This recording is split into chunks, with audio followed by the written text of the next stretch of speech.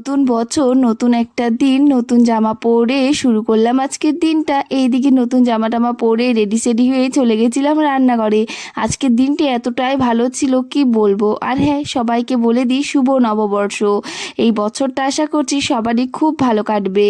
সকালে আজকে আমি বানাচ্ছি ঘুগনি আর লুচি। মা বছর বছর আগে বানাতো পায়েস আর লুচি, এবছর আর বানাইনি পায়েস। যখন ছোট ছিলাম মা সবসময় বলতো আজকের এই দিনটা যাদের ভালো যায় তাদের নাকি সারাটা বছরই খুবই ভালো কাটে। তো সেই কারণে সবার পছন্দ মতোই আজকে রান্না করলাম। যেহেতু সবার পছন্দ এই লুচি ঘুগনি সকালে ব্রেকফাস্টের জন্য, তার জন্য এটাই করলাম। আমি ভেজে নিচ্ছিলাম, মা ওইদিকে সবাইকে দিয়ে দিচ্ছিল।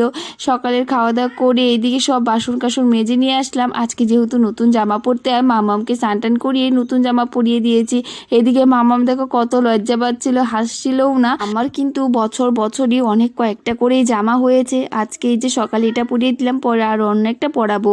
এদিকে মা আমাকে সব সবজি টবজি কেটে দিয়েছিল, বাবাও বাজার করে চলে এসেছিলো। আর এদিকে আমি রান্নাটাও বসিয়ে দিয়েছিলাম।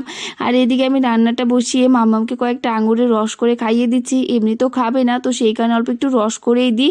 তো এদিকে মামামকে জুসটা করে দেওয়ার পর আমি রান্নাবান্নাও সেরে নিয়েছিলাম। এইদিকে মাছের ঝোল করেছিলাম, পনির রসা করেছিলাম, এখানে হলো চচ্চড়ি করেছিলাম, বাঁধাকপি ভাজা করেছিলাম। পুরে আবার বাবাও এসেছিল, মামার জন্য একটা খুব সুন্দর ফ্রক এনেছি। আর এদিকে দেখো মামার কত জামা হয়ে গেছে, আর পিসিমণিও দিয়েছে। বেশ অনেক দিন পর আবারও দেখতে পেলাম বিহু নাচ। এখানে দেখো ছোট ছোট বাচ্চা কি সুন্দর নাচছিল। তো চলো আজকের জন্য এতটুকুই রাখছি, আবারও দেখা হবে নতুন একটা ভিডিওতে। রাধে রাধে।